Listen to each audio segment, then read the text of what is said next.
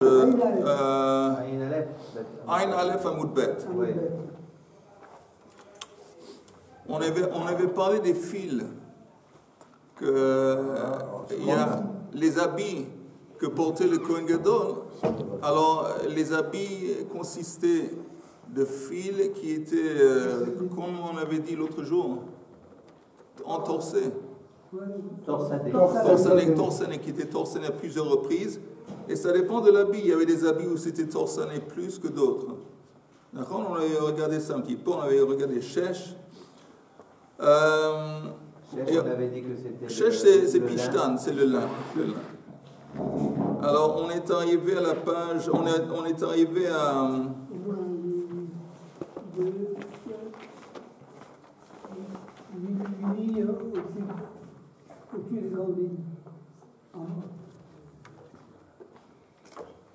Dans les petites lignes à la fin, non? On est arrivé à Mashzar. C'est la ligne dans Magma, ça commence sur le mot Akra. Il y a un point Akra, puis un point Mashzar. Vous voyez? Le mot Mashzar, ou Moshzar, ça dépend comment on prononce. Vous voyez? Mashzar, Shmona. Tu l'as, Chaim? Oui, Shmona. Kan, Aseret, Shmona, Danin. Non, avant ça. Avant. Akra. Asmacha Akra. Vata Yecheskel va Asmacha Akra. À peu près une quinzaine de lignes d'en bas de la page. Mashzar Shmona. Tu l'as ou pas? Oui, je l'ai, moi c'est bon. Ok. Mashzar Shmona. On avait dit que quand c'est écrit Mashzar, en fin de compte, Mashzar, c'est écrit Mashzar, sans que ça soit écrit Shesh, seulement quand on parle des rimonim. Les rimonim qui sont attachés au bas du mail. C'est écrit Mashzar, on avait dit que c'est 8. Mashzar, c'est 8? Oui, quand tu vois Mashzar, ça veut dire que le fil il est embobiné à 8 reprises. Torsané. Torsadé. Alors maintenant là, d'où est-ce qu'on a pris ça? Dertiv veyaasu al shulei ameil rimonei trelet vargoman vetolat shani moshezar. Ok, ça c'est une citation de la Torah qui parle du mail.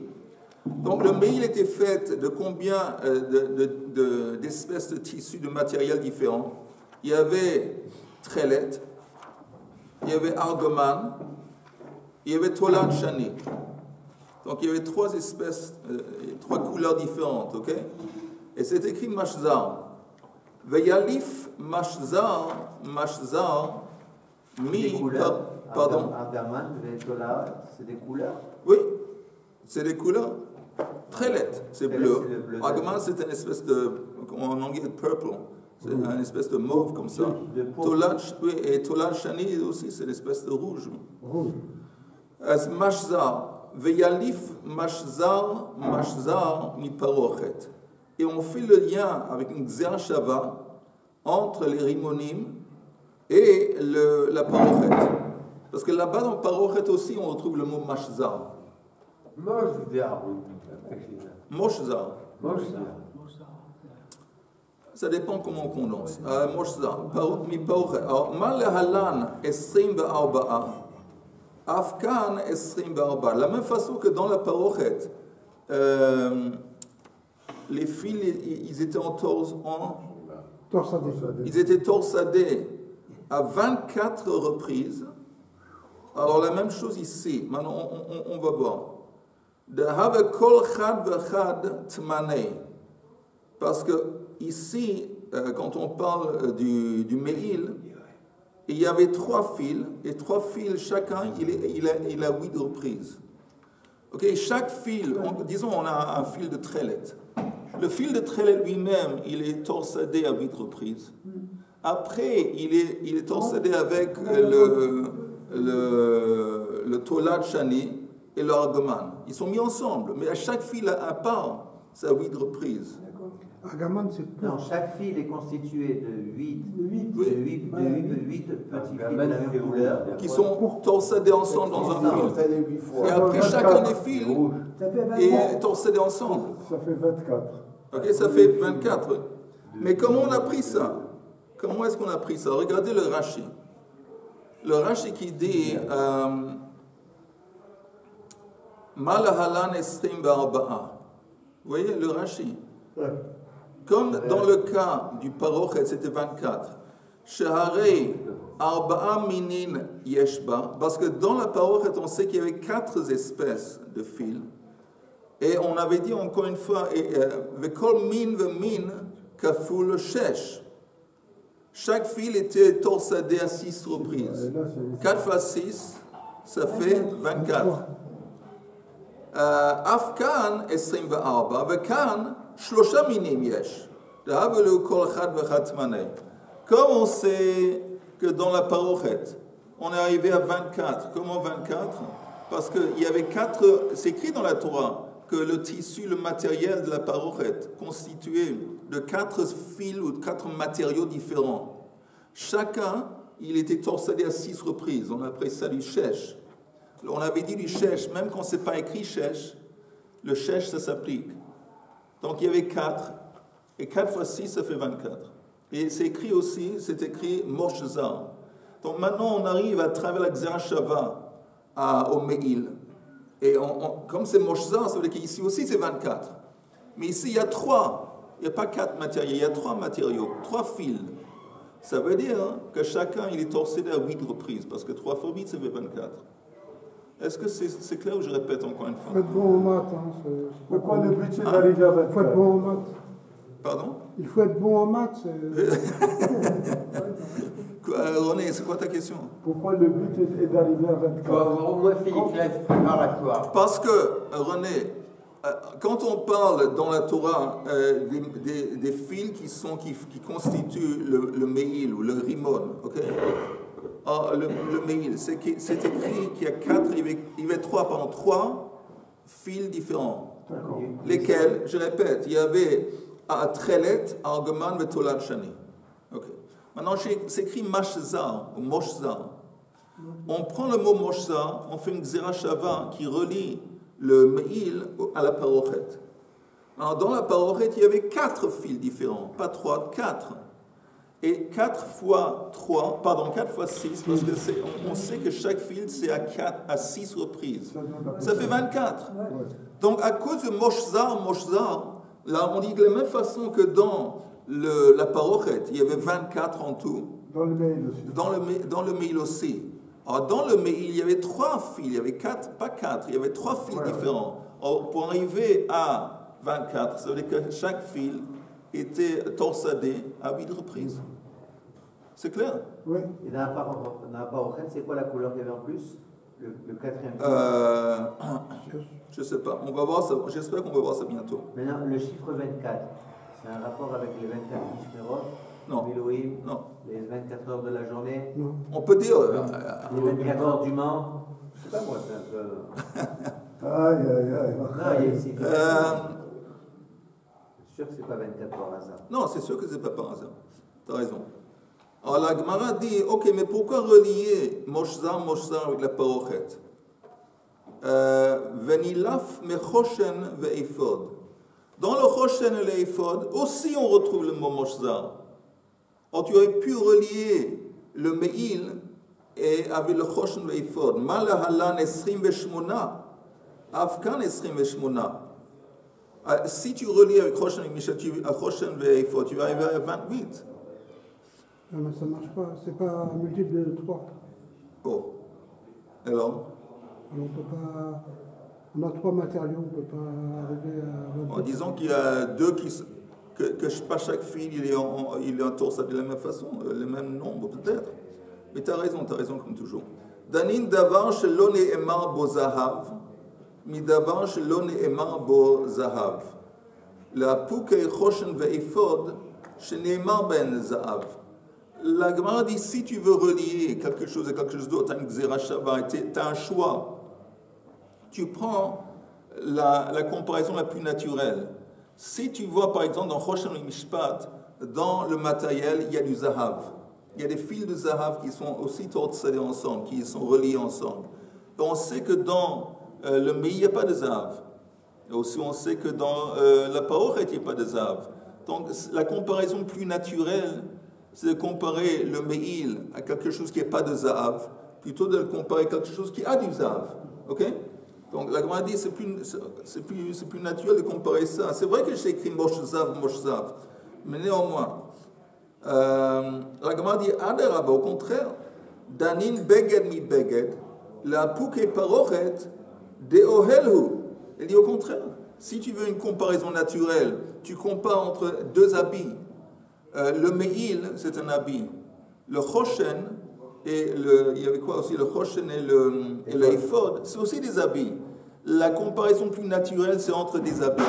Plutôt que de comparer entre le Me'il et entre la Parochet. La Parochet, ça s'appelle une tente. C'est pas vraiment, c'est pas un habit. Et donc on est arrivé comme une espèce d'impasse. C'est quoi une impasse? Dans le sens qu'on aurait pu aussi facilement comparer le Me'il à Choshen Ephod, et on aurait pu le comparer au Me'il. Et si on fait au Me'il, on arrive à 24, mais si on fait le Choshen et l'Ephod, on arrive à 28. Et la Danin Me'avnet, en fin de compte, la conclusion, et on va comparer le Me'il à la ceinture, l'Avnet. Pourquoi? Parce que dans l'Avnet, c'est aussi écrit Moshza. Et Danin Beged Vedavar Shelo Neemar Bo Zahav, Mi Beged Vedavar Shelo Neemar Bo Zahav. Parce que l'Avnet, il a tout. C'est vraiment la comparaison la plus naturelle. Parce que la ceinture, Chaim, c'est un Beged. Ça, c'est bien. En plus, il n'y a pas de Zahav. Donc, c'est vraiment le candidat idéal pour comparer. Oui, ça fait partie des habits. Non, c'est un des habits qui se considère comme un des habits que le Kohen y met. Ve'en danin davar she'en bo zahav, mi davar she'yesh bo zahav. Ok. Et donc, comme on sait que dans la ceinture il y avait 24, la même chose avec le Me'il. Et encore une fois, la conclusion que quand c'est écrit Moshzar, seulement Moshzar, dans le Me'il, ça veut dire que chaque fil il est torsadé à 8 reprises. 3, pour arriver à 24, c'est 3 fois 8. Rav Mari Amar Ta'aseno Ktiv. Rav Mari nous dit qu'il y a une autre raison de ne pas comparer au Choshen. Parce que quand on parle du Choshen, on retrouve le mot dans la Torah Ta'aseno. Tu vas le faire lui. C'est une spécification. Tu construis, tu crées. Mais ça parle uniquement à lui, au Choshen, au Ephod. Ça veut dire que tu ne veux pas le comparer à quelque chose d'autre. C'est unique à lui. Ta'aseno ktiv. Ta'asenu leze velo la'acher. Rav Ashi amar va'asita ktiv. Il dit, mais attends, il y a encore une raison pour laquelle c'est pas bien, on ne peut pas comparer au Choshen et Ephod. C'est quoi encore une raison? Parce que c'est écrit va'asita. Tu vas créer. Ça veut dire quoi? Oh! Chez you, pardon. Chez you, kol asiyot. Après, j'allais m'excuser. J'allais m'excuser maintenant. Non, tu dis que c'est moi qui ai créé. C'est pas lui. Moi, j'ai dit, j'ai vu qu'il n'a pas vu parler. C'est où qui parlait comment? C'est pas grave. Rien n'est grave. Rien n'est grave, c'est sûr. Mais, comme il a dit Yehuda, heureusement que je n'ai pas dit quelque chose de plus violent.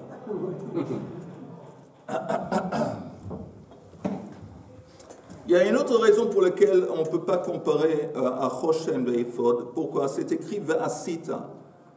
Sheyu kol asiyot shavot. Ça veut dire que chaque fil doit être construit ou créé de la même façon. Et là, on revient à la remarque de Yehuda.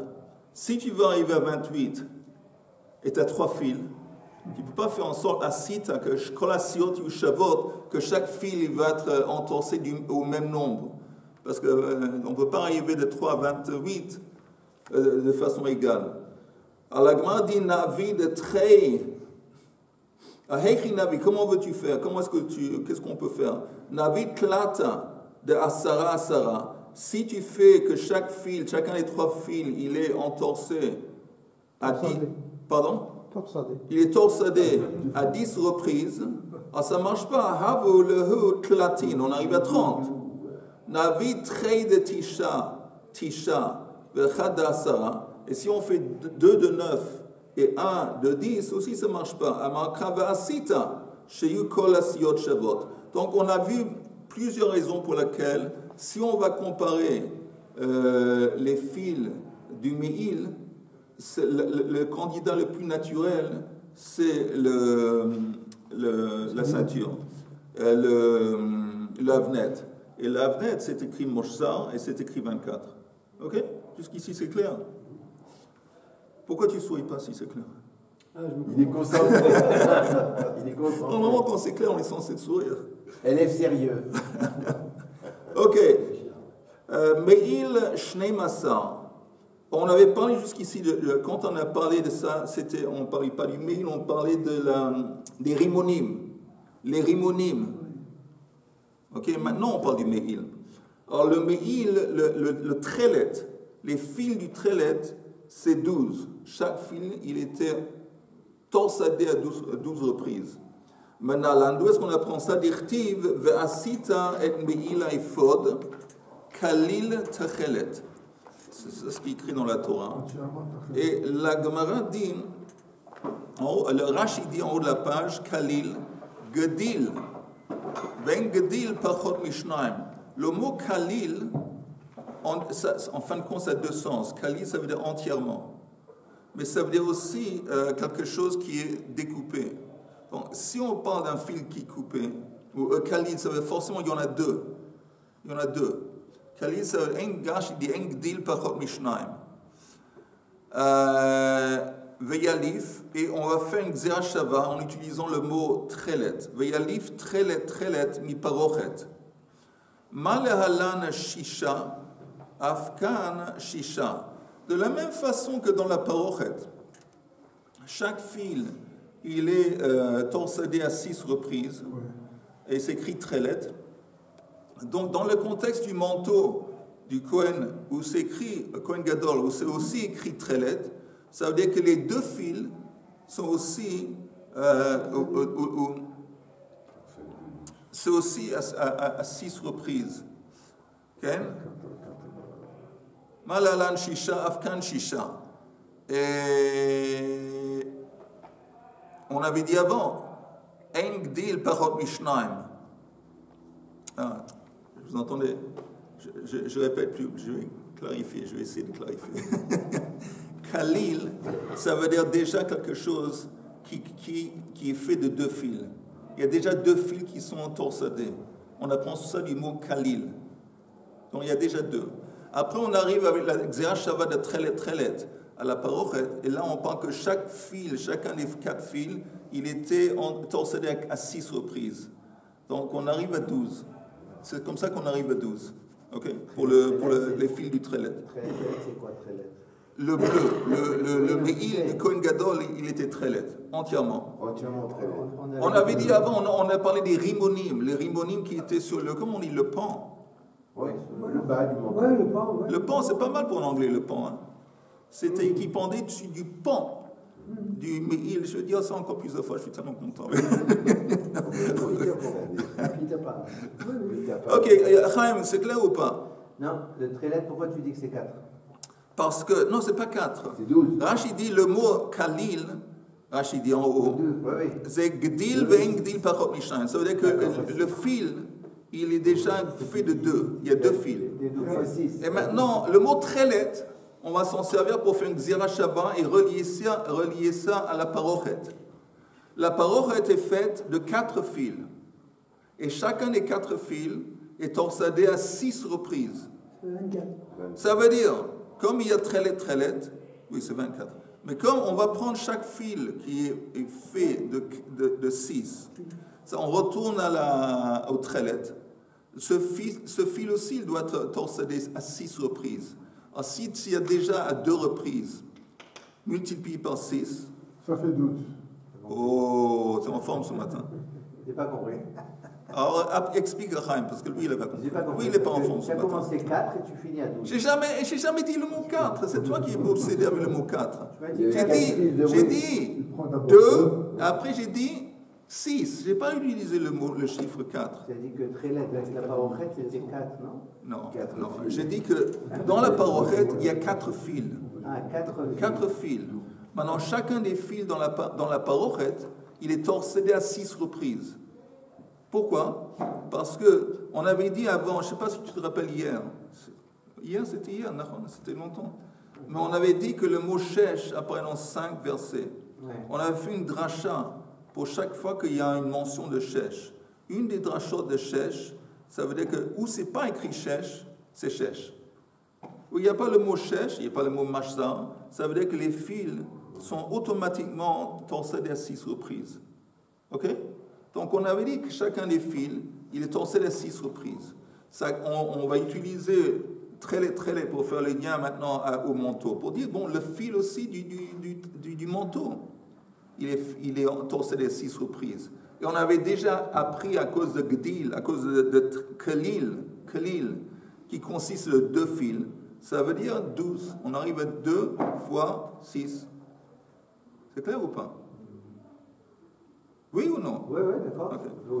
C'est comment on est arrivé, c'est quoi ces trucs de fil? Ok. La Gemara dit, Veneilaf mishulav verimonav, malahalan shmona, afkan shmona. Il dit pourquoi pas simplement faire le lien entre le manteau et entre les rimonim qui sont pendus au pan du manteau. Pourquoi aller loin t'éloigner et comparer entre le manteau et entre la parochet?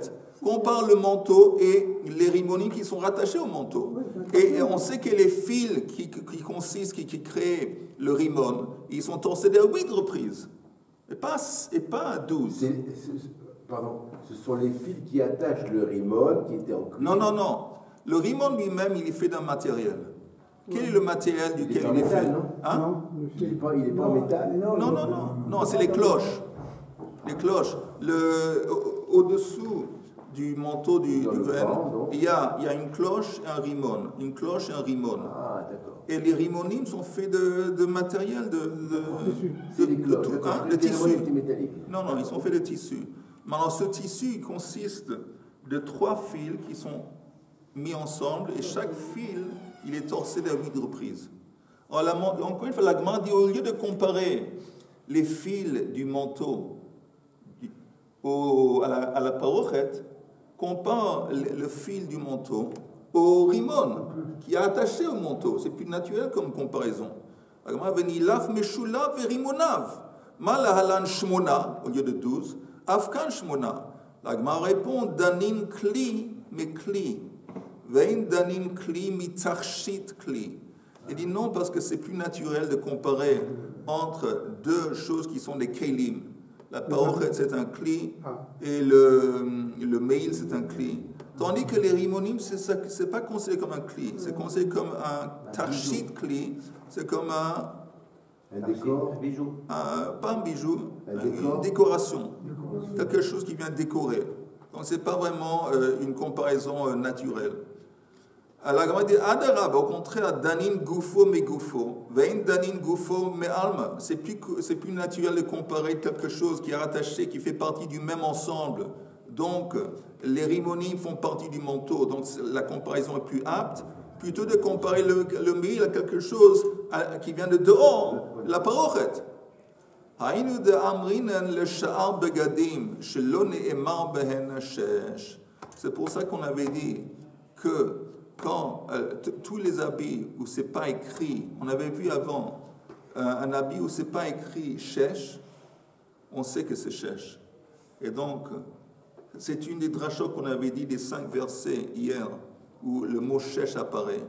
ça veut dire que le Me'il Trelet, c'est pas écrit Shesh. Ça veut dire que c'est Shesh. C'est quoi? Ça veut dire que c'est entorsé à 6 reprises.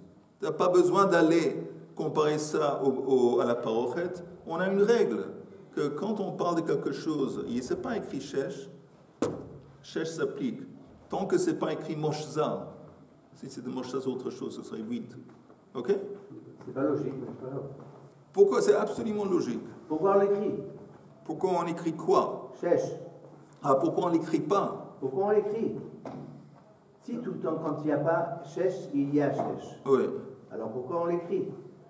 On avait dit, c'est dans le contexte des habits, le mot Shesh apparaît, y compris une fois le mot Bad, mais Bad et Shesh, c'est la même chose, ça apparaît à 5 reprises. Et la Gemara est d'accord avec ta question. Il n'y a pas besoin de dire à 5 reprises. C'est suffisant de dire ces habits, ils sont faits de Shesh. Pourquoi Shesh, encore une fois, répété? Alors, c'est pour ça qu'il y avait 5 drachot. Ici, Shesh, ça veut dire 6. Ici, Shesh, ça veut dire coton, du lin. Ici, Shesh, ça veut dire que ce n'est pas écrit Shesh, c'est Shesh. Ici, Shesh, ça veut dire que c'est bidiavad, c'est makev. Que si tu ne le fais pas, s'il n'y a pas à 6 reprises, c'est invalidé. Il y avait encore un autre drachat que j'ai oublié. Ok, c'est pour ça que c'est écrit. Ok, on continue. La Gemara dit Parochet esrim va'arba'a. On avait dit avant que le rideau, les fils qui consistaient le rideau étaient entorsés à 24 reprises. Comment on arrive à 24? Arba de Shita, Shita. L'odina ve l'odayana. C'est-à-dire qu'il y avait 4 fils, et chacun des 4 fils était entorsé. Était torsadé à 6 reprises. Et on arrive à 24, et la Gemara dit l'odina ve l'odayana. On n'a pas besoin ni d'un din ni d'un dayan. C'est évident. On n'a pas besoin ni d'un din ni d'un dayan. C'est 4 fois 6, c'est 24. Oui. Parochet et Dvir, c'est la même chose? Non, le Dvir, en fin de compte, c'est un des noms qu'on donne pour le Kodesh Kodashim. C'est l'espace qui est à l'intérieur du rideau. C'est pas le rideau. Non, c'est pas le rideau. Choshen ve'ephod esrim ve'shmona. On avait dit que le Choshen et le ephod étaient faits, chaque fil de 28, torsadé à 28 reprises. Maintenant, là, d'où est-ce qu'on apprend ça? Dirtiv. Va'asita choshen mishpat ma'aseh choshev que ma'aseh ephod ta'aseno zahav tchelet v'argoman ve'tolat shani ve'shesh moshzar. Oh. Maintenant, regardons la liste ici.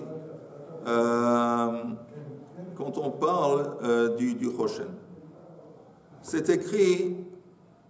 Et c'est comparable au ephod. La Torah dit Kema c'est ephod. Il y a zahav. Maintenant, si on extrait à part le zahav, il y a trelet, argoman, tolat shani, veshesh. Il y a 4 tissus à part le zahav. Vous êtes d'accord? Dans le choshen. Arba'a de shita. Donc 4 fois 6. Il y a du zahav dans le choshen? C'est écrit dans la Torah, on vient de lire le verset. Vasita choshen mishpat maaseh choshev, que maaseh ifotas, anu zahav, techelet, vargoman, vetolat shanim, veshesh moshzar. Donc, il y a 4 tissus et du zahav. La Gemara dit, arba'a de shita, 4 fils qui sont torsadés 6 fois, merci. Ça fait quoi? 24. Esrim v'arba'a. Et Zahav, arba'a, tu ajoutes encore une fois 4. Parce que le Zahav, c'est aussi 4 apparemment. Ha, Esrim v'tmania. On arrive à 28. C'est clair? Ou pas? Oui. 4 fois 4. Non, 10 fois 4, 24 plus 4. La Gemara dit qu'on arrive à 4 fois 6, ça fait 24. Quand on parle du Zahav, on va voir pourquoi. Mais quand on parle du zahav, les fils de zahav, parce que le zahav c'était transformé en fil. Très fin. Comment ils allaient mettre en fil, de l'or en fil? Comment ils faisaient? Comment? C'est pas évident. Mais quand on achète des bijoux, quelquefois tu as des choses qui sont très fines, qui sont faites d'or. Non, d'accord, avec les moyens qu'on a, mais à l'époque... Ah, je sais pas. Ils étaient assez débrouillards à l'époque. Exactement. Mais, alors on arrive à 28. Alors la Gemara dit, Ve'ema zahav nami shisha. Mais pourquoi tu dis que les fils de zahav étaient 4? Pourquoi pas faire comme les autres? Les autres 4 fils, tu as dit 6. Dis le même truc, la même chose pour zahav. La Gemara dit, Amar Rav Acha. Et si c'est 6, on arrive à 30. Amar Rav Acha, Bar Yaakov Amarkra, Ve'kitzets ptilim. Ptilim, harikan, arba'a. Parce qu'il dit, ptilim, ça fait déjà 2. C'est 2. Et kitset, ça veut dire tu as coupé les 2 en 2 et tu arrives à 4. Ça, c'est le drasha. Rashi dit, kitset, ptilim, la 4e ligne d'en haut, ou 5e ligne d'en haut. Ptilim, mashma train. Le mot ptilim, ça laisse entendre qu'il y a déjà 2 fils. Donc chez Kotsetz, Kol Echad, les Shnaim, et quand tu vas Kotsetz, parce que c'est écrit dans la Torah avec Kitsetz Ptilim, ça, on arrive à 4, Kol Echad, les Shnaim, Havel Lehu Arba'a. Rav Ashi Amar Kra, ici il y a une autre explication pourquoi le Zav c'est 4. La Asot Betoch HaTchelet ou Betoch HaArgaman, et le verset continue en fin de compte. Je vais vous lire le verset en entier. Vasita choshen mishpat, maase choshev, que maase ifod ta'asenu, zav tchelet v'argaman, v'tolad shani, v'shesh moshzar, ta'ase oto, v'yiraku et pache hazahav, v'kitzetz ptilim, la'asot betoch ha'tchelet, u'betoch ha'argaman, u'betoch tolad ha'shani, u'betoch ha'shesh, ta'ase choshev. La Torah dit que les fils d'or doivent être mélangés avec chacun des 4 fils différents du tissu. Alors si c'est comme ça, ça veut dire que forcément on va voir dans la Gemara, Heichi Navi, comment est-ce qu'on va les mélanger, le Zav et les autres? Navi d'Arba'a, de Trei. Si on fait 2 fils de Zahav dans chaque tissu, il y avait 4 fils différents. Azhavelu Tmania. Alors on arrive à 8. Pourquoi 8? Parce que chacun des fils c'était 6, torsadé à 6 reprises, plus 2 de Zahav, ça on arrive à 8. Et si c'est comme ça, 4 fois 8 ça fait 32. Et c'est pas bien. Navi Trei.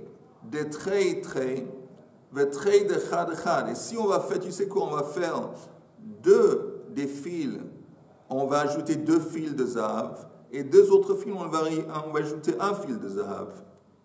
Ça ne marche pas parce que c'est écrit Ve'asita. Le mot Asita, ça laisse entendre, ça nous enseigne que tous les fils doivent consister du même nombre de fils. Sheyu kol asiotav shavot.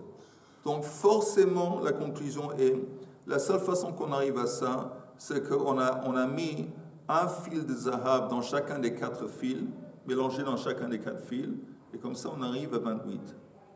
Encore une fois, 4 fils multipliés, chacun torsadé par 6, plus 1 fil, on ajoute à ça, on ajoute 1 fil de Zahav, ça fait 7, 4 fois 7, ça fait 28. Jusqu'ici, ça vient? Okay. Amar Arba. Amar Rab Yehuda, Hamekarer Bigdei Keuna Loke. Quelqu'un qui déchire un habit de Kohen, il reçoit des malkot. Shneemar Lo Yikara. C'est écrit dans la Torah qu'on n'a pas le droit de déchirer un habit d'un Kohen. Matkif la Rav Acha bar Yaakov Vedilma Hachika Marachmana Na'avid le Safa qui est Heichi de l'Onikara. Il dit, c'est pas évident, parce que où est-ce que tu cites, d'où vient cette expression loïkara? Quand on parle de la construction du Me'il du Kohen, il y avait comme le cou était fait de façon que tu dois faire ça d'une façon que ça ne va pas se déchirer. L'Oïkara, ce n'est pas un avertissement de ne pas déchirer, ce serait plutôt un conseil que l'habit va être fait de façon particulière, de sorte qu'elle ne va pas être déchirée. Alors, si c'est comme ça, il n'y a pas un interdit dans la Torah de déchirer. Bien sûr que c'est répréhensible, mais ce n'est pas un interdit. Parce que l'Oïkara, encore une fois, ce n'est pas forcément un interdit de la Torah, ça peut être simplement un conseil construit de cette façon, de sorte que ça ne va pas se déchirer. D'ailleurs, il n'y a pas écrit Loïkara, il y a écrit Loïkaria, et c'est un passif. Et ça. Ok, mais. Ça appuie cette démonstration. Mais on pourrait néanmoins le prononcer autrement. Oui, mais tu as raison. Mais le tissu, il a une continuation ici, il n'y a pas une ouverture. Non, mais il y a un coup tout de même. Mais le coup, oui. Oui. Mais il n'y a pas d'ouverture. Il n'y a pas d'ouverture. Matkif la Rav Acha bar Yaakov vedilma hachi kemar Rachmanan na'avid le safa. Ouais, justement, fait en sorte que le banc du cou est fait de sorte qu'il y ait de l'onika. Miktiv loika, c'est pas écrit qu'il ne peut pas déchirer. Amar Rabbi Elazar hamezia choshen me'al ha'ephod. Quelqu'un qui détache le choshen du tablier, du ephod, va messir badé Aaron, et quelqu'un qui enlève les barreaux du Aaron, il reçoit des coups. Lokesh ne'emar lo yizach velo yasuru, parce que c'est écrit lo yizach, tu ne peux pas enlever le choshen, et lo yasuru, tu ne peux pas enlever aussi apparemment les barres. Mais il y a marqué dans la construction du Mishkan que les barres ils sont en demeure, tu ne peux pas les enlever. Ils sont à demeure, c'est-à-dire sont fixes. Ils sont fixes, et en plus c'est écrit, mais c'est écrit dans le contexte des barres. Je veux dire par là qu'on ne peut pas les enlever. Ici, on pourrait les enlever, mais la Torah dit ne les enlève pas. Okay, j'ai posé la question. Je veux dire que même si tu veux les enlever, tu ne peux pas. Tu pourrais les enlever. C'est pas ce qu'il y a marqué dans la Torah. Non. C'est écrit dans la Torah, mais la Torah te dit tu dois les laisser rattachés au Aaron, et tu n'as pas le droit de les enlever. C'est pas le droit d'enlever. Oui. Mais ça veut dire que tu as l'option de le faire, mais la Torah t'interdit de le faire. J'ai posé la question une fois, pourquoi si elle était à demeure, pourquoi elle n'était pas fixe? Et on pouvait les enlever parce que apparemment on pouvait partir à n'importe quel moment. Dès que les nuées bougeaient, il fallait partir, il faut être prêt à partir. Donc les barres étaient tout le temps si elles sont pas fixées, en place. Tu peux les enlever. Même si on peut les enlever. Oui, mais on pourrait attendre une seconde. Une question indiscrète est de te demander. Mais pourquoi, disons, la table? La table, elle a aussi des barres. Oui. Pourquoi pas dire exactement appliquer le même raisonnement à la table? Que subitement on va partir, on veut les soulever. La table, elle avait des barres aussi. Oui. Qu'on enlevait. On enlevait. Ah oui. Et le Mizbeach Hazav, la même chose. Pourquoi là on les enlève? Il y a une très belle explication du Rav Shimshon Raphaël Hirsch sur ce sujet. Il dit pourquoi justement la Torah dit que les barres qui accompagnent, qui sont attachés au Aaron, interdiction de les enlever. Ils doivent rester. Parce que l'idée des barres, c'est que c'est quelque chose qui existe même quand ça bouge. Elle peut se manifester à chaque endroit. Il dit que ça, c'est l'aspect unique de la Torah. Que l'aspect unique de la Torah, c'est que ce n'est pas limité à Eretz Israël. Ce qui représente la table, qui est Malchut, la royauté, c'est unique à la terre d'Israël. C'est ça, les Juifs, ils ne peuvent pas avoir la Malchut en dehors d'Eretz Israël. Ce qui représente la Ménorah, c'est la sagesse, tout ça, une espèce. Ça aussi, c'est unique à Eretz Israël. Les offrandes uniques à Eretz Israël. Mais la Torah n'a pas besoin d'être figée, elle n'est pas liée à Eretz Israël. Et la preuve, il y a eu une floraison de Torah partout dans le monde, en Espagne, en France, en Amérique. Et donc, ça, c'est pour ça que la Torah dit, les barres, ils restent attachés. Parce que ça, c'est une explication. L'autre explication des barres, c'est que les barres, c'est un support. On va supporter, on va soulever la Torah avec les barres, pour nous dire que la Torah, par définition, a besoin de support. Pour qu'il va y avoir parmi nous des Talmidei Chachamim, c'est des gens qui se donnent à fond à étudier la Torah, forcément, il y a besoin qu'il y ait un nombre de personnes qui vont être supportées par la communauté. Et ça, c'est les deux explications du Rav Hirsch Pourquoi la Torah dit que les bas, on ne les enlève pas? C'est très beau. Oui. Très très beau. Alors, j'ai une question. Est-ce que dans la menorah, comme dans le Semel de Médina Israël, il y a la menorah avec Oui. des Oui. zaït. Est-ce qu'il y avait aussi zaït dans la menorah, dans le temple? Non, mais la forme de la menorah, il y avait un lien avec un arbre. Parce qu'on dit, il y avait, quand tu lis les shkedim et prachim, tu retrouves les mots shkedim et prachim pour décrire les morceaux de la menorah. Donc il y avait quelque chose qui ressemblait un petit peu à des branches, oui exactement, les branches de la menorah, un arbre. Juste je finis ici. Alors c'est écrit apparemment si quelqu'un va enlever le choshen du tablier du éphod, si quelqu'un enlève les bas, il transgresse. Parce que c'est écrit lo yizach lo yasuru. Non, il Matkif. n'y a pas écrit qu'il transgresse. Ça, on sait qu'il transgresse dans la Torah. Il y a écrit qu'il faut lui donner des coups de bâton. Cher Yehuda que j'aime à la folie. On peut seulement donner des coups à quelqu'un s'il a transgressé. Oui, mais on peut transgresser sans être passible de coups. Attends, on peut seulement donner des coups s'il a transgressé un lav midoraita. Ça laisse entendre qu'il y a un lav midoraita pour arriver au stade des coups. Forcément, ça laisse entendre qu'il a transgressé un lav, un interdit de la Torah. D'accord, mais là. Alors là, si tu es d'accord, c'est déjà pas mal. Il y a écrit que le chidouche ici, par rapport à la Torah elle-même, c'est qu'il reçoit des coups. On apprend qu'il reçoit des coups. Mais encore une fois, j'ai peur d'insister. On peut dire il est chayav mitaï, les trucs. Non, c'est pas le chidouche. Non, le chidouche, c'est que s'il reçoit des coups, apparemment, il y a un interdit, un lav midoraita, que tu ne peux pas ni enlever le choshen ni enlever les bas. C'est moins important, c'est secondaire s'il reçoit des coups. Ça veut dire par définition, s'il reçoit des coups, il est transgressé un lav midoraita.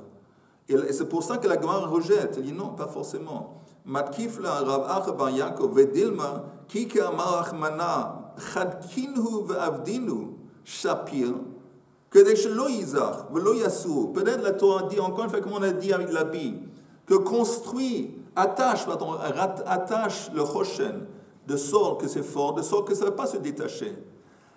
Faire entrer les bas de façon que ça ne va pas pouvoir s'enlever facilement. Comment? Les extrémités des bas étaient plus épaisses que le milieu.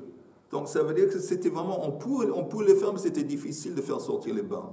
Et peut-être c'est ça, c'est pas qu'il y a un interdit dans la Torah de les enlever. C'est pas une preuve, parce que c'est concevable que la Torah est en train de dire construis-les de façon que ce serait difficile de les bouger. Shapir kedei shelo yizach velo yasur, miktiv shelo yizach velo yasuru. C'est pas écrit que tu n'as pas le droit. Ah, pardon, la Gemara rejette, je m'excuse. La Gemara rejette, il dit non, c'est faux.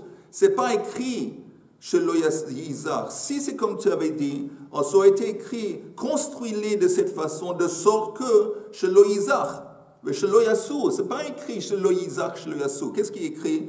Lo Yizar, Lo Yassuru. Donc la conclusion, et c'est la même chose avec le Meil, Lo Yikara, c'est la même conclusion. Il y a un lave. Il y a un lave dans la Torah qu'on ne peut pas déchirer les habits des Kohanim. Et il y a un lave dans la Torah qu'on ne peut pas enlever le Choshen. Et il y a un lave qu'on ne peut pas enlever non plus. Pour les habits, on a dit les habits, c'est non, pas un lave. parce que, et c'est ma faute, Yehuda, parce que j'ai pas assez précisé.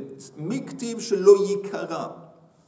C'est pas écrit. Si tu me proposes que construis l'habit de sorte que ça ne va pas se déchirer, ça aurait dû être écrit dans la Torah shelo yikara, avec un shin, construit shelo yikara, mais c'est pas écrit shelo yikara. Katou lo yikara. Lo yikara, ça veut dire apparemment que oui, il y a un interdit, aussi bien de déchirer des habits du Kohen, aussi bien d'enlever les bains, aussi bien d'enlever les choses. Mais sur Chodesh Tov, la santé à tout le monde, Avodat Hashem Besimcha, Bracha V'Atzlacha Lekulam.